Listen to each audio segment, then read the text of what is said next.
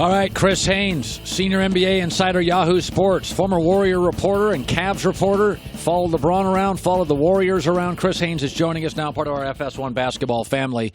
All right, let's start with this. I did it to start this hour. People giving me flack. I said there's only 5 guys in the NBA I'd trade Zion for. Kevin Durant, Harden, Giannis, Steph Curry. Okay, there's 4. How many guys would you, if you had to trade Zion, who I think is going to be a marketing machine in the age of Instagram and Twitter and Facebook, I think he's going to be, in terms of marketability, right out of the gate, bigger than LeBron. Not the game, but the marketability, the smile, the magic thing. How many guys in the NBA would you say, okay, I got Zion, but I'm going to trade him for blank? Okay, before I give you an answer to that, so are you, if you're the GM and you say that's your position, that's what you would take. So are you going for marketing dollars or are you going for actual wins on the basketball floor? I am saying that for 14 years, I have got the number one. I mean, even the letter Z is sellable, right? They say that's one of the sellable letters in the alphabet. Z. Zion. He's already known as one name. Pele, Kobe, Magic. He comes microwavable superstar. So I'd make a ton with him. Listen, Bryce Harper, Chris, has never won a playoff series. He's a .270 career hitter. Bryce Harper's a star in America. Yeah. And he's a good player. Okay. So let me say this. I will open up that pool a little bit more than what you have it right now. You said Kyrie about Irving? 4.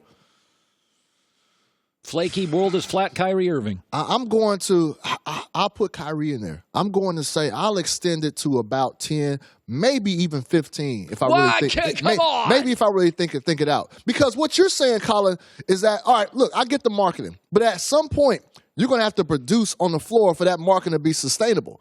And you're basically predicting and saying he's a bona fide superstar. He's an all-star. Already. He'll be an all-star. He will not end up being an all-star until year 2. Because he'll, like every rookie, he'll come into the league. He'll be awful defensively out of the chute. Every NBA guy comes into the league. But at the trading deadline you're going to be like, okay, he's averaging 24 a game. Okay. Well, another thing that will kind of weigh in my decision-making process is what type of team I have around him. Do I have an older group? Do I have maybe it's the Knicks. Say they have a couple stars on board next season, and they're ready to win right now.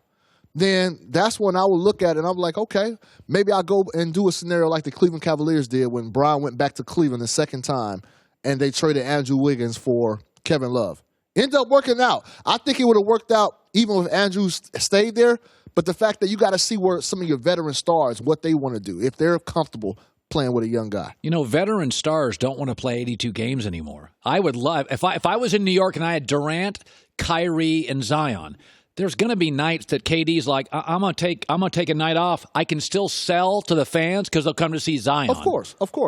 But at the same time, hypothetical, say they do get Knicks, get Kyrie and Kevin Durant. Well, they're going over there to win. It's not going to be a cakewalk, And so you have to. The organization has to decide, is Zion conducive to helping them win now? Well, who's better than that? Well, that's when you have to look out there and look at the Anthony Davises of the world. Look at other proven boring. stars. He can be boring, all right. But Colin, listen, look. All I see is money in your eyes. That's all I see. We're talking about the product on the floor. Yes, initially he's going to be a buzz, the Z, the Zorro, whatever you want to call it. It's going to be marketable. But at some point, you're going to have to produce on the court to keep that money. Anthony Davis gets hurt all the time. He does. He's not real. He's not really a leader guy. He gives you points and they're forgettable. I don't remember one big basket in his life. But okay, that's fine. But I think you remember a basket in his life if he's playing on a team that's relevant. You would trade New York that pick for Anthony Davis. I'm saying this. You have no bench. I'm saying if all the stars aligned and they were able to get 2 superstars, I say you realistically have to look at that option. I'm not saying I would. You have to look at it, Colin. Colin, you're basically saying this guy's going to come in and be the next coming to Michael Jordan. That's what you're saying. No, what I'm saying is marketability, New York, sales, ability, coachability, stats. He's going to be a 2010 guy fast. But the first 4 things you mentioned was marketability. There's about 4 things. And then the 5th one was on the court stats. Colin. Well, they were inches apart. It doesn't mean, just because I named 1-5 and 1-1 doesn't mean there was a football field gap. The point is, Colin, this guy has to produce to be I would love to see when if New York gets him tonight and the city explodes, I want to see you, the GM, go, I'd like to announce I'm trading him. Nobody in the world. I'm not doing that right now. I'm not doing that, Colin. All I'm saying if all the stars align for them this offseason and they're able to get 2 bona fide superstars on that roster, all I'm saying is that you have to consider. I'm not saying trade it. If you announce that as a GM of the Knicks, you'd have to announce it at LaGuardia because you'd have to get on a plane and leave the city within 1 minute. Hold on, Colin. Have you saw the other guy over there, Ja Morant? Actually had him on pod last week. That boy's legit himself. No, I think he's a star, and I've said this. If I'm Phoenix, one of the fascinating things tonight is Phoenix wins it. Mm-hmm. They got a big. They got a shooter. They need Ja Morant, and I think Morant's going to be a star. I think he's Westbrook, but a better, more polished, refined shooter. In fact, I think he's better today than Westbrook was at this point. He can really shoot. Okay, so take marketability out of it. You think player to player, you think Zion's going to end up being a better player? Yes, but I think they're both great. Okay. I mean, it's like saying, who's better? They're all great. They're both going to be all-stars. Man, I just see dollar signs in your eyes. That's all I'm hearing. No. Marketability. Money means commercials.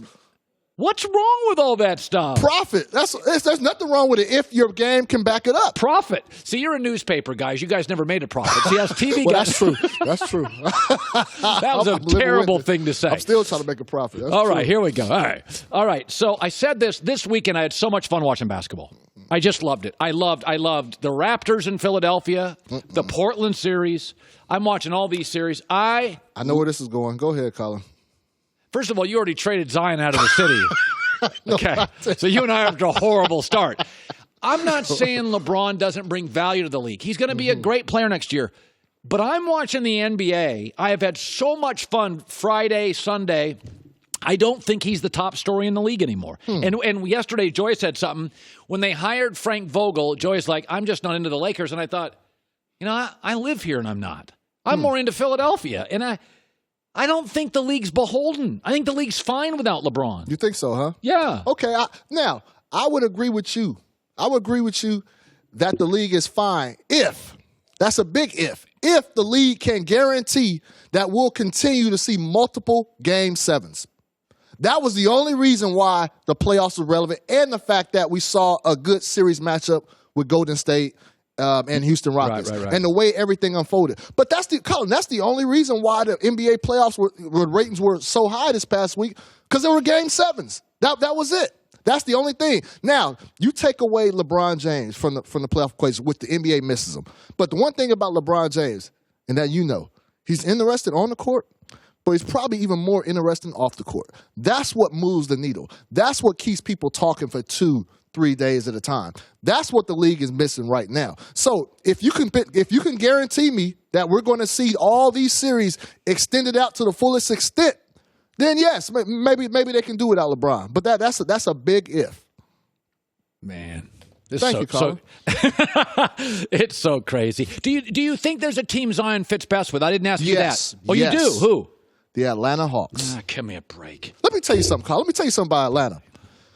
Golden State, before they made this championship run, that was a sleeping city. People, when they thought about Golden State, they thought about Oakland. They forgot about the whole Bay Area, Silicon Valley, all the business, all the glamour, everything. Let me tell you something, Colin. There's one city that players can't wait to get to that city days before they play. That's Atlanta. But it's a sleeping giant in the fact that the team hasn't been relevant on the court. But once that team gets relevant on the court, and if you see a dynamic like Trae Young, John Collins, and Zion Williamson together, that's Lob City 3.0 over there. If they get that thing going, Atlanta will be Hotlanta once again. Hi, everybody. Thanks for watching. Subscribe here to get the latest from the show. Also, be sure to check out more of the best clips from The Herd, or go watch a few segments from other shows on FS1.